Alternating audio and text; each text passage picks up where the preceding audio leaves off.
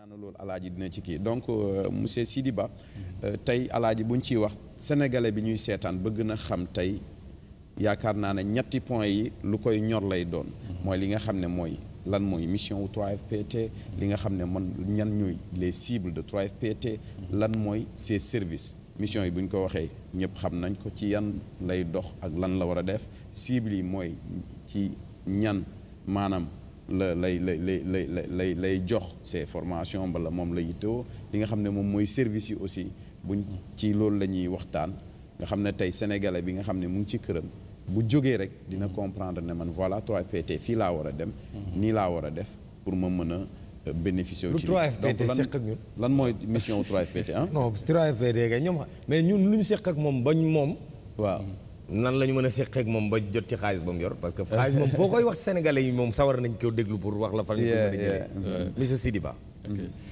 jërëjëf Pape Sidy jërëjëf Dame déjà bu may wax ci mission 3FPT da ngeen may permettre ma remonter un peu ci PSE plan Sénégal émergent parce que plan Sénégal émergent dafa am ay piliers yu am solo ci biir piliers yooyu dafa am benn pilier axe 2 bi mooy capital humain renforcement du capital humain donc capital humain bu ñu ko waxee maanaam mooy formation professionnelle ci la bokk donc mooy former ñi nga xamante ne mooy les ressources humaines de ce pays là waaw léegi lan moo tax ñu wax capital humain parce que dafa am ay constat yu bëri yoo xam te dañ ko defoon am na par exemple en 2013 benn étude bu Banque mondiale defoon mais étude bi dafa révélé woon ni ci population active bi Sénégal ñi nga xamante ne ñoom ñooy liggéey 6% seulement de cette population ñoo am qualification professionnelle muy nekk loo xamante ne dafa néew boo jëlee par exemple ministère de la formation professionnelle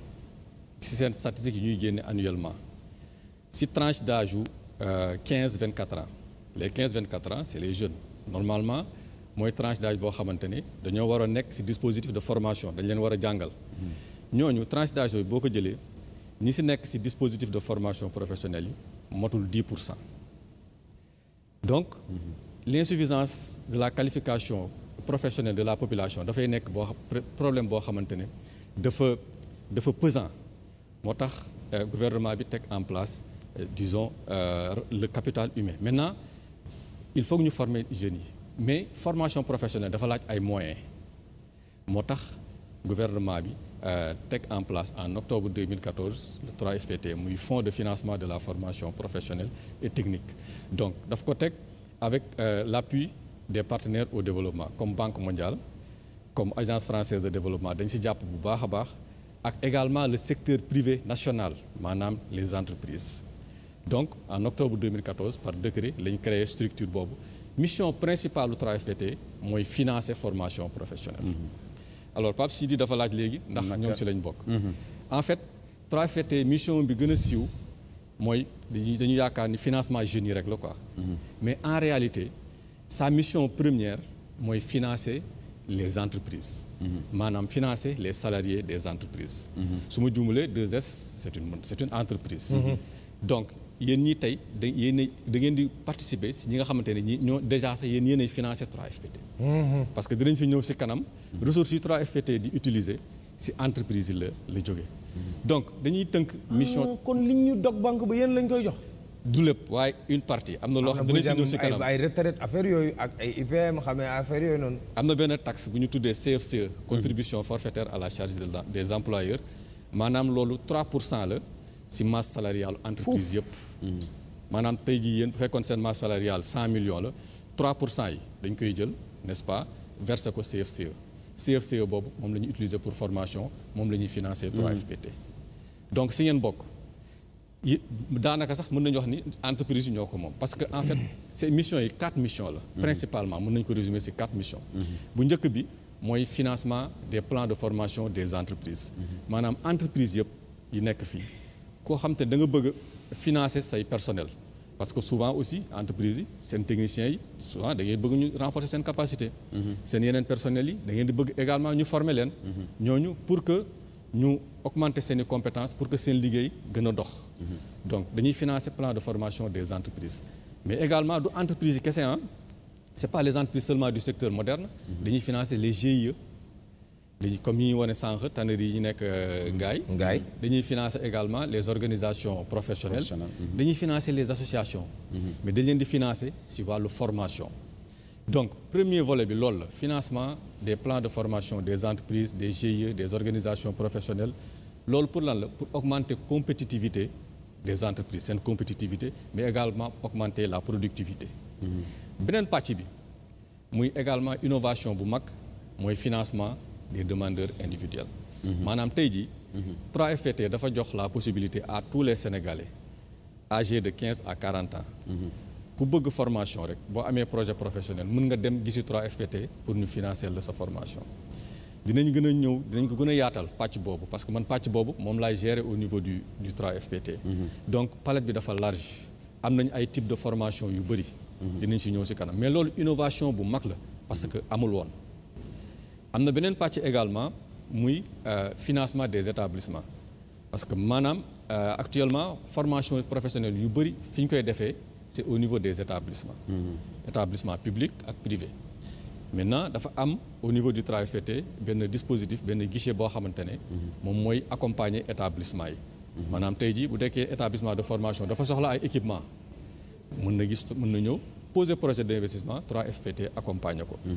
bu fekkee ni dafa bëgg a yokk ay salle wala n'est-ce pas tabax atelier def ay rénovation def ay construction donc maanaam investissement.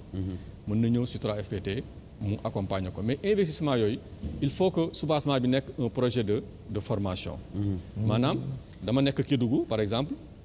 c'est dans la formation que vous allez investir. voilà c'est ça dama nekk ci benn établissement bon ma ne ci benn région par exemple. bon je donne l'exemple de Kédougou. par exemple mu nekk Kédougou ñu xool ni foofu mine yi dox na fa. bon xale yi nekk foofu par exemple au niveau de la région de Kédougou mënuñu liggéey ci entreprise minière yi parce que amuñu qualification bi entreprise yooyu di laaj. lycée technique bi nekk Kédougou ma ne bon man damay développer ay formation yoo xamante ne dina permettre xale yi après ñu mën a liggéey ci entreprise minière yooyu.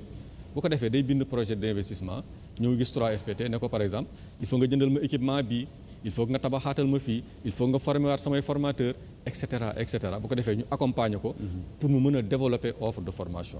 donc investissement yi ñuy def pour le moment nag ci établissement public yi rek la. mais dañ koy def pour que établissement yi mën a diversifier seen offre de formation pour répondre aux besoins de leur localité mais également ñu relever seen plateau technique parce que formation professionnelle bi ñu koy wax aussi dafay laaj ay jumtukaay yu ay matériels yu baax ay équipements ay machines donc il faut que également ñu accompagner établissement yooyu pour que ñu am ces jumtukaay yooyu 3FPT dafay def loolu. dernier volet bi mooy le volet assurance qualité. parce que dafa am benn élément bu important mooy que 3FPT dañuy financer formation mais du ñu former du ñun ñooy dem ci terrain bi di former donc dañuy am un réseau de prestataires yi mën na nekk des cabinets privés mën na nekk également des établissements de formation publics mais également privés mais ñooñu pour garantir que ni formation yi ñuy délivrer c'est des formations de qualité dañuy leen di defal lu ñu tuddee un processus d'accréditation. maanaam ñun dañu am benn référentiel au niveau du 3FPT boo xamante ne yow boo bëggee nekk formateur boo bëggee ñu def la suñu base da ngay ñëw ñu saytu la xool la ba natt la ba xam ni yow mi kat li ñuy laaj am nga ko ñu accrédité la bu ko defee bu ñu la accrédité dinañ la mën a jox ay actions de formation pour que nga mën a dem di former du Sénégal yi. donc dañu am dispositif d'assurance qualité boo xamante ni dafay accréditer opérateurs yi mais également dafay labelliser les établissements de formation professionnelle. labelliser mooy lan mooy dañuy bëgg par exemple établissement yi di yokk seen niveau. ñu xam ne kii kat boo fa déggee établissement bi am na label 3FPT. donc boo fa demee kii kat am na niveau bi donc dina dal sama xel dinaa fa mën a yóbbu. est-ce que ëppoon na ci établissement yëpp parce que day am ay centre de formation professionnelle yi may wax noonu naka laay def pour mën a dem ci 3FPT ñi nga xam ne comme kii seen cible yi lañ. voilà seen kii boobu noonu accréditation boobu noonu ëppoon na pour ñëpp quoi pour centre de formation yëpp wala établissement yëpp. c'est ça établissement bu am autorisation. n'est-ce pas légale établissement public yi amul problème. établissement privé bu am reconnaissance bi mën na nekk ministère enseignement technique moo koy joxe. mën na nekk également ministère de l'enseignement supérieur. même d'autres ministères techniques par exemple ministère de l'agriculture am na établissement yoo xamante ne moom moo leen di autoriser. am na établissement yoo xam ne ministère de la culture. donc boo amee une autorisation n'est-ce pas légale mën nga ñëw postuler n'est-ce pas, pour être accrédité au niveau du 3FPT. Donc c'est très ouvert. Établissement yëpp mën nañ ñëw pour accréditer wu. Mais également cabinet privé yi soxlawul ngay nekk centre de formation mën nga nekk cabinet dûment constitué, n'est-ce pas, boo ñëwee également mën nañ la accréditer nga def les actions de formation continue. Maanaam par exemple actuellement formation continue yi ñuy defal entreprise yëpp cabinet privé yi yu si ëpp ñoom ñoo koy def. Donc mais il faut que ñu accrédité wu auparavant au niveau du 3FPT. kon Maïmouna Seck mënut a toog ba mu yàgg di jaay fataay mu ne xaaral ma dem 3FPT ñu financé ma loolu taxut a jóg 3FPT. non Maïmouna Seck en tant que individu. waaw mën na ñëw directement gis 3FPT pour ñu financer ko formation. formation mais pour mu mën a jaayaat ak yooyu yokk taabal jeeg mais formation rek ngeen di financer. formation rek la ñuy financer. daal ngol dégg nga formation rek la te yow comme formé nga ba noppi. galaas gi kenn du ko génnee ci four di ko dugalaat alaaji waaw léegi tey vidéo bi ñu gis lan la waaw yooyu ci la ñuy dugg sax ginnaaw bi ñu waxee xam naa mën nañ njëkkee vidéo bi ci yan mooy nekk service yi maanaam ci yan ki ngeen di former maanaam ci yan métier ci ñan ngeen soxla ci formation beeg ñoom seen ak yan formation ngeen di def voilà donc foog naa loolu ci la ñi nga xam ne seen bët neexul maanaam gisuñu ay silmaxa lañ donc yéen ngeen jël formé leen te yaakaar naa bëri na ay xeetu laago yoo xam ne yéen a ngi leen di formé donc ci naka ngeen di doxalee formation ci yan métier ak yan nit voilà très bien donc si cible yi bi may njëkkee moo wax naa ko élément bi bu baaxee Grégoire mën nañu ko wanaale allez-y voilà donc cible yi bi ma siy njëkkee mooy entreprise yi wax naa ko sànq personnelu entreprise yi nga xamante ne également dañuy yëngatu ci GIE yi ci association yi ak ci OP yi organisation professionnelle yi mën nañ ñëw solliciter 3FPT ñu financer leen mais bu boobaa dañuy dugg sous la bannière de leur structure maanaam entreprise bi mooy poser requête am maintenant beneen pàcc bi nga xamante ne mooy demandeur individuel yi boobu également mooy c'est un volet bu am importance au niveau du 3FPT parce que mooy volet bi permettre employabilité des jeunes parce que mooy toucher xale yi parce que aujourd'hui bu ñu koy wax problème d'employabilité ça touche plus les jeunes parce que ñoom ñoo amul qualification professionnelle alors si volet boobu dañ si am ay produits yu bëri et pour dire que déjà l'entrée c'est la tranche d'âge c'est 15-40 ans maanaam ñi xale yi am 15 jëm 40 ans yëpp mën nañ bénéficier aussi formation yi yan formation la ñuy financer par exemple formation initiale bu ñu nee formation initiale mooy souvent formation boo xamante ne boo ko defee ba pare daf lay jox un diplôme te souvent day nekk formation yoo xamante ne dafay yàgg minimum 1 an 2 ans jëm 3 ans donc xale yi def CAP yi def ay BEP yi def ay BT yi def ay BT yi def ay BTS ba licence professionnelle dañ leen financer dañu am produit boo xamante ne tey jii moom moo leen di financer alors loolu def nañ ci également lu am solo au niveau du 3FPT et permettre nañ au niveau du ministère l'accès à la formation professionnelle yokk bu baax a baax donc yan lay toucher par exemple mooy ñi nga xamante ne dama nekk ci benn dispositif damay def CAP ba ci yàgg ma ne dama bëgg a def BEP donc nga solliciter 3FPT mu accompagner la pour nga mën a def BEP ou bien dama nekk ci enseignement général dama def 3e pare am naa sama BFM mais maintenant au lieu may dem seconde dama bëgg a def formation professionnelle boo ñu solliciter mën nañ la accompagner soit nga def BEP wala nga def BT mën na nekk également ñoo xamante ne dañoo nekk c'est des déscolarisés dama def première ba pare bëgguma eggali damay defi formation professionnelle mën na nekk également koo xamante ne dafa jàng ba am master démb dafa am benn xale bu ñëw sama kër di ma seet si moom moo ne di ma wax ne dafa bëgg formation bi ma ko laajee ban niveau nga am mu ne ma moom dem na ba master def na ba master droit mais amul xam-xam jàppul voilà amul métier amul dara jàppagul ci dara loolu lañ ñu jàngalee nag Sénégal ma ne ko lan nga bëgg a def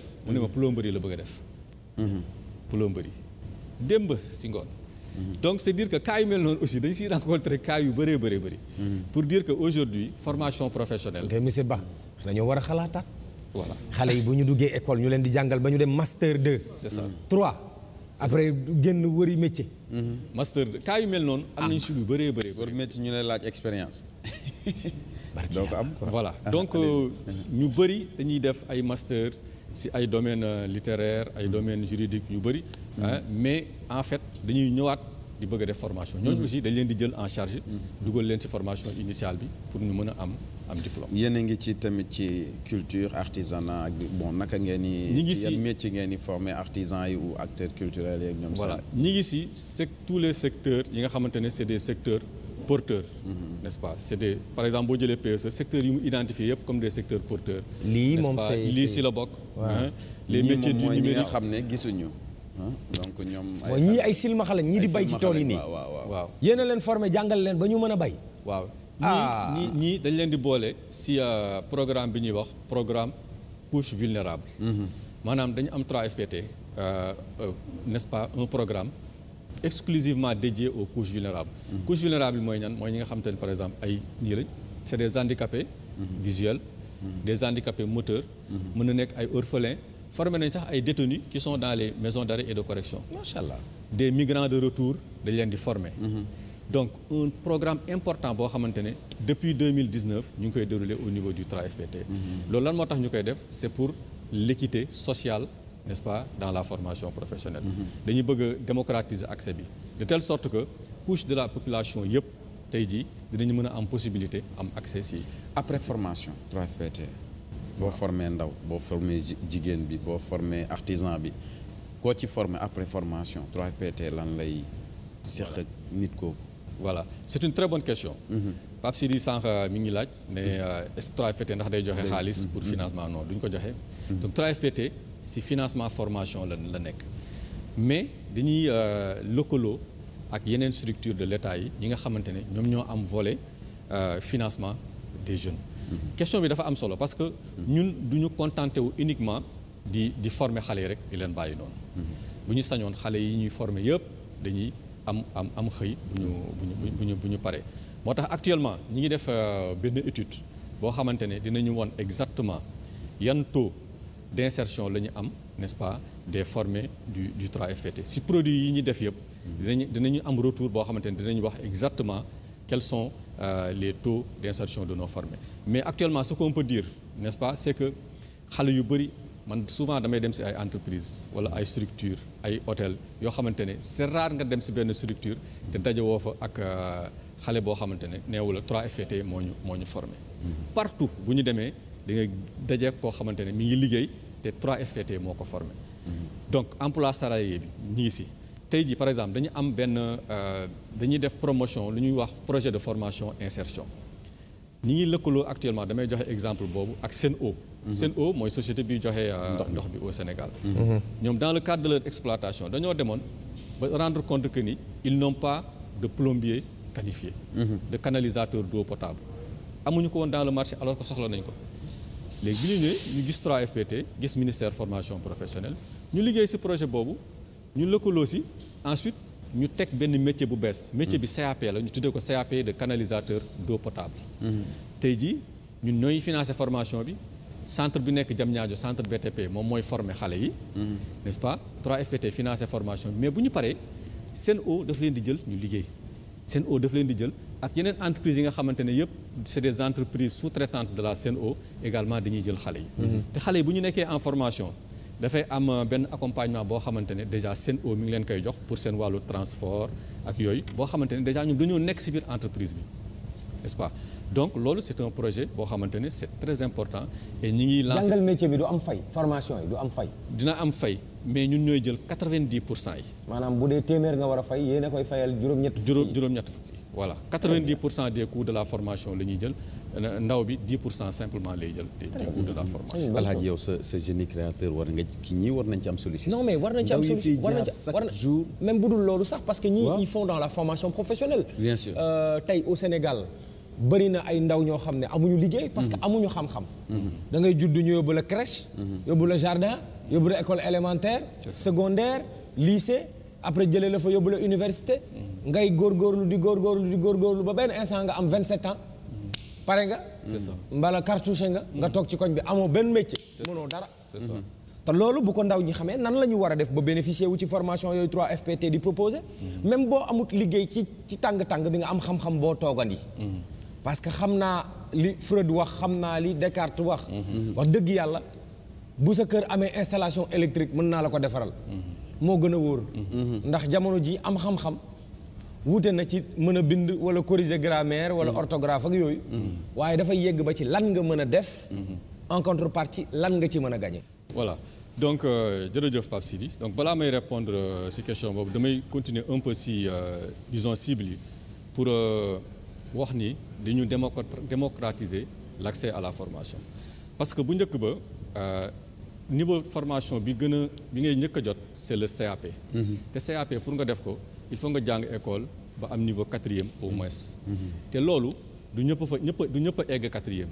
donc dafa amoon une bonne partie de la population boo xamante ne dañ leen exclure woon n'est-ce pas ci dispositif formation professionnelle maanaam ñi nga xamante ne dañoo teel a bàyyi ñi nga xamante ne jànguñu ñi nga xamante ne aussi ci daara yi la ñu nekk ak yooyu moo tax 3FPT depuis bi ñu ko créé donc dans le cadre du projet avec la Banque mondiale dañoo et le ministère également dañoo mettre en place benn diplôme bu ñuy tuddee certificat professionnel de spécialisation donc certificat professionnel boobu maanaam formation bu gàtt la 6 mois en moyenne donc si biir 6 mois boobu di nga mën a am métier maanaam carreleur installateur de panneaux solaires installateur en plomberie maraîchage aviculture élevage poule pondeuse agent de couvoir donc toute cette couche de la population dinañ mën a am n'est-ce pas accès à ces formations là ñu am qualification ba nga xam te ne dinañ mën a dugg ci marché du travail mais beneen pàcc également bi ñu bu ci am solo mooy que ni CPS yi dañ koy liggéey de telle sorte que boo leen dajalee di nga mën a am di nga mën a def boo amee ñaari CPS wala ñetti CPS di nga mën a def CAP maanaam dañoo créer un dispositif boo xamante ne dina permettre toutes les couches de la population ñu mën a accéder à la formation professionnelle donc dañu démocratiser accès bi mais maanaam liggéey bi des na parce que CAP yi il faut que ñu découper leen en plusieurs CPS pour que jeune bi di mën a teg par benn CPS ñaar ñett ba mën a am CAP am na liggéey bu am solo boo xamante ne war nañ ko def ak ministère mais objectif bi loolu la donc muy kii boo xamante ne dafa am solo te CPS bi léegi diplôme d'état la parce que depuis 2019 dañ ko créer sous forme de décret maanaam da ngay def formation 6 mois ci benn domaine déterminé ñu jox la diplôme boo xamante ne ministère moo koy signé muy lu nekk loo xamante ne dafa am solo et te dafay démocratiser l'accès à la formation. Maintenant pour revenir à votre question. C'est une question qui est très très pertinente. Man ndaw laa donc dama soxla formation professionnelle fan laay dem depuis 2021 gouvernement bi comme ni ngeen ko xamee dafa mettre en place lu ñuy tuddee le programme d'urgence pour l'emploi et l'insertion des jeunes mooy programme xëyu ndaw yi et dafa teg également au niveau de tous les départements des 46 départements des pôles emploi entrepreneuriat pôle emploi yi structures yi yëngatu ci wàllu financement formation ak financement des projets maanaam 3FPT DER ANPEJ boo demee ci pôle emploi yi di nga leen fa fekk léegi donc ñun financement yi ñuy def notamment financement formation initiale bi ak financement CPS certificat professionnel de spécialisation yi depuis 2021 xale bu ci bëgg dafay dem au niveau des pôles emploi boo demee des pôles emploi di nga fa fekk ay représentants 3FPT yoo xamante ne boo ñëwee dinañ la guider dinañ la laaj wax la yow lan nga bëgg a def formation nga wax leen ñu expliquer la ñu orienter la inscrire la léegi bu ñu la inscrire maintenant ñu n'est-ce pas mettre ko dans la base de données mu ñëw au niveau du 3FPT ñu traité ko donc porte d'entrée bi pour le moment c'est au niveau des pôles emploi entrepreneuriat am na ci 46 départements yëpp bon di ngeen ma wax ni peut-être que ni doyul parce que 46 départements am na ñoo xam ne ci communes yi lañ nekk par exemple ñi nekk ci communes yi aujourd'hui ñi ngi liggéey de telle sorte que dañuy def ce qu'on appelle ay guichets mobiles maanaam di déplacer wu au niveau des communes def nañ ko plusieurs fois cette année di déplacer wu ci communes yi pour gën a jege population bi am proximité ak ñoom recueillir seen besoin de formation remonter ko traiter ko donc pour le moment porte d'entrée bi ce sont les pôles emploi bu ngeen demee am na plateforme boo xam te ne waa 3FPT ñoo ko développé ci la ñuy inscrire maintenant am nañ benn projet boo xamante ne c'est pour une plateforme disons open maanaam foo mënti toog boo amee connexion di nga mën a déposer sa demande ñun ñu jot ci après répondre la alors moom lañ def actuellement ci CPS yi def nañ ko ba pare actuellement def nañ également sur la formation initiale donc sur la formation initiale après xam naa dinañ ci gën a ñëw bi ñu ko ubbee depuis le 3 octobre ñu tëj ko le 14 bii passé xale yi dem nañu inscrire on a reçu 40 000 demandes de jeunes sénégalais yu bëgg formation 40 000 demandes. wallaahi la demande elle est forte hein. La demande elle est très forte actuellement nag ñu ngi ci phase su traitement bi. waaw bëri na ay critères donc déjà 15-40 ans la bon formation initiale pour nga def ko par exemple bu ñu nee CAP dafa am ay exigences disons académiques am na ay prérequis. maanaam il faut nga am niveau 4e. wala boo bëggee def BTS également il faut nga am bac. pour mën a def BTS. boo bëggee def licence également il faut nga am bac. voilà boo bëggee def BEP il faut nga am BFM et cetera et cetera. donc formation initiale 40 000 quand même c'est pas négligeable ce qui prouve que la jeunesse elle en veut. oui on en veut franchement. absolument mais dañ doon gis foofu ci pôle emploi yi xale yi di fa ñëw ay 4 heures du matin des fois ñun suñu yaram da doon daw. parce que boo ñu demee ci pôle emploi yi visite da ngeen di gis ñu dajaloo foofu. bëri fa dañuy mujjee leen defal ay bâche pour que ñu mën a toog naaj bi bañ leen sonal ñuy renforcer malgré dispositif yi dañu leen renforcer au niveau des pôles emploi parce que pôle emploi ak ADIE may saluer également suñu collaboration ak ñoom dañuy yombal liggéey bi yokk agent yi yokk box yi ñoŋal connexion bi mais malgré tout la demande loolu moo waral ren seen bon de formation était très forte xam ne teel ngeen ko génne quoi. voilà la demande était vraiment très très forte. am naa bu récent aussi El Hadji ndaw xale bi nga fi invité woon mu dëkk fële ca. Kër Madiabel waaw. suur mu yëbi papaam dañuy déggante def na ñaari weer. xale boobu. ma ne ko bu jaaree ci El Hadji ba pare. yaakaar naa ne maanaam dafa tëx mënul wax. non c'est un sourd muet. waaw léegi ci biir loolu am na lu ay. waajuram yittewoo mooy xale bi naka la ñuy def pour ñu former ko. maanaam pour ñu jàppale ko ci formation professionnelle de par méthode Braille. waaw c'est la seule donc bokk solution na ci loo xam ne moom loolu moom dama koy El Hadji xam nga ne dama koy sas ñii parce que ñëw na fi yaakaar naa sénégalais yëpp gis nañ xaranteem ci li muy liggéey foog naa bu amee formation am suivi dina mën a dimbale ñi nga xam ne mooy ay waajuram. yaakaar naa ne xale yooyu tamit yéen a ngi ci ñi nga xam ne waxuma ñi nekk ci centre de formation professionnelle mais am na ñoo xam ne dañoo toog seen i kër am ay gàllankoor ci seen i cër. mbala dañoo toog seen i kër te dugguñu école di ñëw fii di créer ay mbir te mosuñu jàng. ñooñu lan ngeen ci seen 3FPT lan lay waajal ñooñu. voilà naka lay liggéey ñooñu. c'est ça donc ñooñu yëpp dañ leen di dugal ci programme couche vulnérable parce que comme ni ma ko waxee sànq dafa am importance pour ñun cette inclusion là moo tax defuñu ko sax ñun kese. boo xoolee dañuy liggéey ak ay structures yoo xamante ne. Délégation générale à l'action sociale bu nekk ministère de la santé boo xamante ne maanaam affaire couche vulnérable yi la ñuy toppatoo donc disons la direction de l'administration pénitentiaire l'office national des pupilles de la nation parce que ñun au niveau du 3FPT xamuñu ñan ñooy couche vulnérable yi ñooñu ngay wax noonu peut-être que programme yi occupé wu ci couche vulnérable xam nañ leen bu baax moo tax ñun ci formation yi dañuy bëgg a lëkkaloo ak ñooñu ces structures là yi nga xamante ne ñoom ñooy encadrer ñoom ñooy identifier les couches vulnérables dañuy travailler ak ñoom bu ko defee ñoom ñooy identifier ces couches là ces populations ñu jox ñu leen bu ko defee ñun ñu toppatoo leen ci wàllu formation mais li may mën a wax rek mooy que ni c'est des couches prioritaires au niveau du 3FPT dañ leen di jël en charge en priorité defal leen formation et puis des formations adaptées. Voilà. On nous signale que le temps est arrivé de se dire au revoir mais je tenais quand même par contre à